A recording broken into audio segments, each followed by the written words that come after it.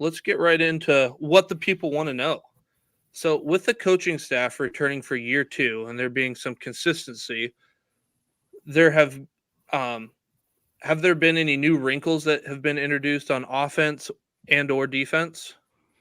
Yeah, I don't think so. Obviously, Liberty just concluded their spring practice session March 2nd. Saturday was a spring game, and so they're done pretty early. But yeah, I don't think there's going to be a ton of new wrinkles, especially on the offensive side. You got, I know we'll get into it a little bit more, but Caden Salter returns at quarterback, and a lot of key returners. All the running backs are back. Most of the offensive line's back. Tight ends are back. A few receivers are back. So there won't be a lot change. I'm sure they'll have some, wrinkles here and there sprinkled in, right? Just to keep the opposing teams, defenses, and their staffs, kind of on their heels a little bit. But I think for the most part, it'll be pretty similar. All right. So last preseason, there was a lot of buzz around running back Von Blue. He got injured in week 3 against Buffalo. What can you tell us about his injury and recovery? And was he able to practice this spring and how he looked, if so? Sure. So yeah, there was a lot of hype around Von Blue. True freshman last year, came in the spring, was really the team's best running back in the spring, and unfortunately he suffered like you mentioned there in Buffalo game 3, separated shoulder and caused him to miss a good chunk of the season. He did return at the end of the year. He played briefly in the conference championship game against New Mexico State, and he might have gotten a few snaps against Oregon. But by that point in time, Liberty's offense was kind of well established, and they kind of, he was just coming back, getting his feet wet again, so they kind of limited his reps. But also, unfortunately, he suffered another injury this spring. Early on, he did start off practicing, but I think he might have gotten a week of practice under his belt and then suffered another injury. I don't know exactly what that injury is, but he should be good to go full strength by the time training camp rolls around. But he's a guy that he did get to redshirt, played in 4 games plus the bowl game. So he did he'll be a redshirt freshman this year. But he's a guy Liberty expects a lot of, with Coach Chadwell and that kind of spread / triple option attack that they use on offense. They a lot of times have 2 backs on the field and an A back and a B back, and Blue is more the guy that can get out in space and make plays on the perimeter, maybe even in the passing game, catching the ball out of the backfield. So there's a lot of hope. Aaron Bedgood was a guy that kind of filled that role when Blue went down. Bedgood was originally a slot receiver, a transfer from Coastal Carolina last year, and then he went into more of that, running back role that Blue vacated with his injury. But Bedgood is he applied for a medical red shirt to be able to come back another year from couple injuries he suffered back at Coastal, to get an additional, I think it would be his 6th year of eligibility in 24. It was originally denied. I think they're going through an appeal process, but right now it looks like he probably won't be in the fold for Liberty in 24. So it'll go back to Blue. So if those of you that watch Liberty football in 23, which you saw Aaron Bedgood do a lot of in 23, that'll be kind of the role that Blue would be kind of pegged into, provided he can stay healthy. We were talking beforehand a little bit about the effects of transfer portal and G5, and this past portal, Caden Salter kind of tested the waters, I guess, a little bit. Ultimately, he ended up and decided to return to Liberty. Was there any lingering effects from that, or any kind of effects maybe on team chemistry with him kind of, with that, or anything that you might have noticed? Yeah, I mean, I think that's obviously honestly a fair question, and something that is to be of concern, especially from a position like that. I mean, it's a quarterback, team leader, offensive leader, a guy that's getting in the huddle and trying to tell his team what to do, and get them to jump on his back and kind of let him lead the way. So that certainly could have been something to be worried about. I think a couple things there that I don't think it's going to be much of an issue for the Flames going forward. Is it was only like a 3-day period that he was in the portal, so it wasn't like it drug out for a month and he was detached from the team for that period of time. I mean, it was just 2 or 3 days, and it was right after the Fiesta Bowl, so they had all gone home for the holiday breaks and things. So I don't think being there in person and him being away from the team, that wasn't an effect. And also, Coach Chadwell talked about how impressed he has been with Salter in the spring, as far as not just his play on the field, but off the field, and his leadership ability and his ability to get the team, galvanize it. And you saw it in the spring game. One of the reserve quarterbacks made a nice play in the spring game, scored a touchdown, and Salter was the first player on the field, running across the field to congratulate him, meet him on the field, and celebrate with him. So I think that's just a glimpse into, Salter's bought into the team, and the team, is still connected with him and through him. So personally, I don't think it's going to be an issue. But again, once you get into the season, you never know what's going to happen. But I think now that happened, first week of January, we're a couple months removed from that. Once you get to September, the kids won't even be thinking about that when they get out there on the field. So running back Quentin Cooley had an impressive breakout performance last season, rushing for over 1,400 yards and 16 touchdowns.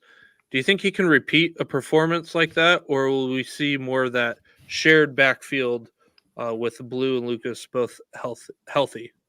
Yeah, I mean, Liberty ended up leading the entire country in 2023 in rushing yards per game. So I think, nobody would have expected that, especially, you got teams like Air Force and other, service academies that typically lead the country in rushing. But Liberty was able to do that, and in large part due to Quentin Cooley, transfer from Wake Forest. And it's kind of funny because a year ago now, I probably would have said running back was one of the biggest question marks for this team going into the season because, Day Hunter, you go back a couple of years ago, was the team's top running back, and he ended up going in the portal, and I think he ended up playing XFL and did not transfer. Yeah, I think he's with the Arlington Renegades. Yeah, I believe you're correct. So it was him, and then a couple other guys that were in the room with him, kind of exhausted their eligibility or whatever the case may be, and so we, as Liberty fans, Liberty did not know what they were going to have, what to expect out of the running back room. But Quentin Cooley, transfer from Wake Forest, came in and he's kind of been dubbed the bowling ball. He's a kind of low to the ground guy, but he's big and he's physical runner. Like, he's not the fastest guy, but it's very hard for him to be brought down for a loss or even for no gain. Typically, if he's getting to, getting hit 2 or 3 yards beyond the line of scrimmage, he's falling forward for another 2 or 3. So that's where he got a lot of his yardage. To expect him to do what he did last year, 1,400 yards and 14 touchdowns or whatever the numbers were, that'd be a lot. And I think going into the year last year, and I would think that would be the case again this year, is I think it'd be more of a hybrid role. I think if they stay healthy, again, this goes back to talking about Von Blue and trying to stay healthy. If Blue can stay healthy, Billy Lucas is the other running back. It's kind of the three-headed monster, if you will. They also got a guy, Caden Williams, a true freshman who is there this spring and looked really good, guy out of Georgia. But James Jointer, another guy further down the depth chart. But those three, Lucas, Blue, and Cooley, if they can all stay healthy, I think Liberty would probably prefer those touches to be a little bit more balanced. Maybe you end up with Cooley getting right at 1,000 yards, and then Blue and Lucas each get around 400 yards or something. I'm just kind of making those up as we go. But then you also got Salter and he rushed for 1,000 yards last year too. So there's a lot of yardage that can be picked up and spread around. But I think in a perfect world, it'd be more evenly balanced. But yeah, Cooley's still obviously the lead back in that group. Yeah, and I think that what you said makes sense. In a Chadwell offense, he does spread it around, and I think 1,000 yards is definitely, I feel like, a pretty reasonable expectation. For Cooley this coming season. You alluded to it earlier about the wide receivers, and they seem to have taken one of the bigger hits on the team in terms of position group, whether it's players transferring out like C.J. Daniels or just players simply out of eligibility. Last season, C.J. Daniels led the room with a 1,000-yard season. You've kind of already said this is a position of concern. Is there anyone that you think might kind of step up and take over that wide receiver one role? Tyson Mobley came over from Coastal Carolina. Trayon Sibley's still there. What are your thoughts? Yeah, it's a good question. I don't really know the answer to it today, but we'll try to take a stab at it. I think Tyson Mobley, it's funny, the first play of the spring game, again, it was busted coverage was the biggest part of it, but it was a 60-yard, hook and go for Mobley, and Salter hit him right on the numbers, and he walked into the end zone for a 60-yard touchdown. First play of the spring game, you're like, oh, okay, CJ Daniels who type thing, but no, I don't think, Liberty certainly will miss a player the caliber of CJ Daniels. I mean, he's an NFL wide receiver, in my opinion. We'll see what he does at LSU this year. But I think Tyson Mobley, a guy transfer from Coastal, he's familiar with this offense under Coach Chadwell and offense coordinator Willie Korn, and he's a guy that I think you'll see a lot of. I think another name to keep an eye out for is Dante Lee, a transfer from Division II Shaw. I think he was an All-American as a freshman last year. And again, he's transferring up, not just, Division II up to Division I, but up to the FBS level and the G5 level and a pretty high level at the G5 level too, where Liberty was at last year. So, it's an adjustment for him. He was dinged up a little bit. I think he had a hamstring during the spring, so he missed some time. But he's a guy that's got he's very explosive, has the ability to make a big impact. I think they're hoping that he can kind of step into that CJ Daniels role, not necessarily that he'll be the number one receiver and that'll have 1,000 yards receiving, but I think the hope is that he can kind of be that X receiver, that go-to receiver.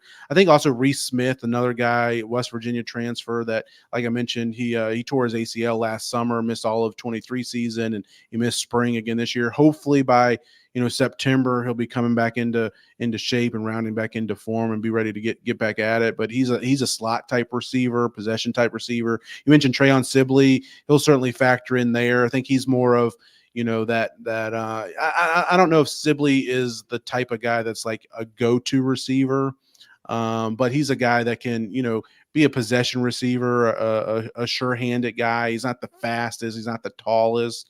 But Liberty's got a lot of pieces at the receiver spot.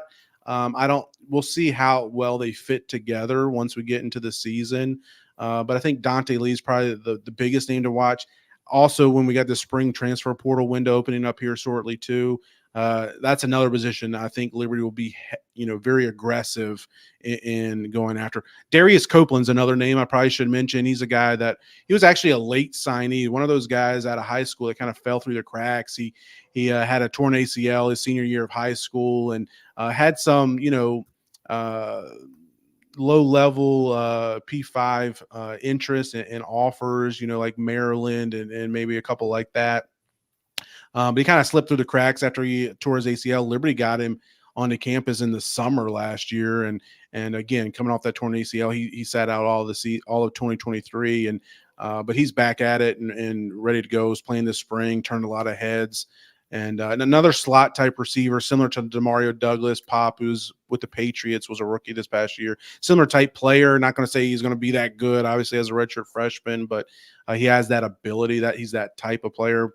But I think Liberty's really, Dante Lee's the one guy that could be that X receiver, that go-to receiver, that number one receiver that has the potential to go for 1,000 yards. We'll just have to see if it works out for him his first year at the FBS level, and then we'll also see, does somebody come available in the spring transfer portal. Is Sibley, I'm assuming, still going to play the slot like he did last year? Yeah, he plays the slot. I think he's really kind of plays on the outside some too. They go back and forth with him a little bit, and part of it, again, it's going to come down to is Reese Smith. It would be the starting slot receiver if he's 100% healthy. The West Virginia transfer I mentioned, once the season starts, it's just a matter of will he be there by September? I mean, that would be 13 to 14 months following the ACL tear. You would think that would be enough time, but again, everybody, heals on their own time. So I think in a perfect world, he'd be the starting slot, and Trayon can kind of play a complementary role, play on the outside, play in the slot, kind of, bounce back and forth a little bit there. Wow, a lot of nuggets there. Wow, that was great. Tight end Bentley Handshot seemed to be great in the red zone and be a good threat there last season for the Flames. With the attrition there at wide receiver and trying to attack that position, and then they have to learn the playbook and get on the same page as Salter and all that. Do you think that he'll be more involved in the passing offense this season since, he comes back? Sure, I think the entire tight end room will be higher up the hierarchy, if you want to call it that way. Not just Hanshaw. Yeah, Hanshaw. Yes, he's the leader and the top guy there at tight end. But you also got Austin Henderson, another guy that was a transfer from Tennessee from Minnesota. He's from Tennessee, but a transfer from Minnesota a couple years back, and he was a complimentary piece last year. You also got Jacob Jenkins, another guy who got it was his second transfer, most recently from Coastal Carolina, came in last year and got his appeal denied and had to sit out the year. But those three guys, Jenkins, Hanshaw, and Henderson, kind of form a veteran group at tight end. And like you're mentioning there, I think with the question marks at receiver, they can be a safety valve for Salter. They also were heavily targeted in the red zone, like you kind of mentioned last year. I think that'll continue to happen. So I think you'll see, 2 or 3 tight ends, having decent numbers in the season. Again, I think it still goes back to who's your number one target in the pass game. I don't think those tight ends are necessarily someone Liberty wants to be that, but they can certainly help. And again, it may be that, your top receivers are, you got 4, 5, 6 guys that have 400 to 600 yards receiving, as opposed to one guy like a CJ Daniels last year that had over 1,000.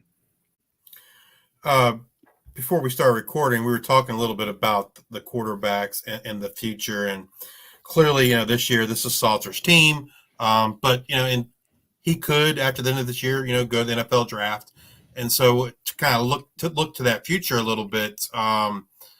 They brought in Ryan Berger, transfer from App State, who I think last year, this time, App State was really excited about. Started the year as their starter, right? And then kind of, for lack of a better word, got Wally pipped, and Joey Aguilar kind of took off. But, so they bring in Ryan Berger from App State. They have a true freshman that you had mentioned, and I had read some things on that they're really excited about.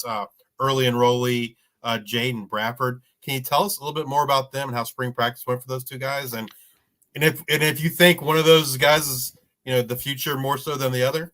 Sure. So I think, I think Liberty's coaching staff is kind of planning on Salter, obviously having a great season. And if he has another year like he did last year and that type of success, I think, it would make sense for him to go pro, even though he has another year of eligibility, but that just makes sense. So I think Liberty's coaching staff's kind of going into this year thinking, we got one more year of Salter and then we'll see what happens. And,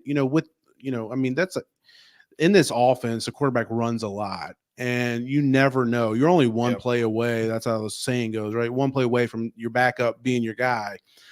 So Liberty, Jonathan Bennett transferred out after last year. He's kind of been a backup the last few years in the program, and he's at the Citadel where he'll probably earn that starting job down there. And good for him. He's from South Carolina. Hope it works out well for him. But Liberty was really like, oh no, what are we going to do for our backup quarterback? And yeah, you mentioned Jaden Bradford coming in, but you never want to put all your eggs in one basket, especially when that basket's a true freshman quarterback, right? He's very highly recruited, the highest rated quarterback recruit Liberty ever signed out of high school, coming in out of IMG Academy. He played with some really good, talent down there on his team, and then football also factory, man. Yeah, they really are. I mean, I watched a video not too long ago on YouTube about just IMG's facilities, and they got better facilities than half the G5 does. It's really impressive. But anyways, I mean, he comes from that type of background, that type of program, so he knows. I don't think it's going to be as huge of a leap for him coming into the G5 as you might have for some other true freshman quarterbacks. But I think in a perfect world, Liberty would like to redshirt him this year, let him have a year to kind of bulk up, learn the system, which Coach Chadwell says he's done a whale of a job learning the system already, just in his, first couple months on campus. But you mentioned Ryan Berger out of App State. He's the guy that Liberty's kind of hoping will kind of, stake claim to that backup spot right this year to kind of, and I mean, he's still got, I think, 3 years of eligibility remaining. So he's still a young guy too, but if he can kind of, solidify himself as the backup to Salter. Then you don't have to worry about Bradford. You can keep that red shirt on him, even if Salter unfortunately were to go down to injury and miss any significant time. You got a guy like Berger, and I know the coaching staff was very high on Berger coming in out of App State. He was a starter to start their season last year and had an injury, and then kind of derailed his year, but. He's from Myrtle Beach High School, so this coaching staff, being from Coastal Carolina, is very familiar with him. They recruited him out of high school and lost that battle to App State, but they're familiar with Berger, and he comes in and, when he started spring practice, he was coming off the flu, and he had lost like 7 or 8 pounds. And I heard from coaches that, that first week or so, they were kind of like, I don't know if this guy is, ready. But as they got to the end of spring practice and in the spring game, he really dazzled. I mean, you could tell by his pocket presence that he's a poised veteran quarterback that has played college football. He also kind of impressed me and surprised me a little bit with his ability to be a dual threat type guy. He was very mobile. He got out of the pocket. And of course, in spring games, I mean, quarterbacks wear the black jerseys, no contact. You get a finger on him, they blow it dead. But he did look very mobile, like he could escape the pocket if things break down. So that's a lot to not really even answer your question. I think this year, perfect scenario, a Bradford redshirts, Berger's the backup, and then going into next year, those two will battle it out. And I know the coaching staff's really high on Bradford, and he's probably the guy of the future. But when does that future start? Is that 2025, or is that maybe even after a year or two of Berger? We'll just have to wait and see.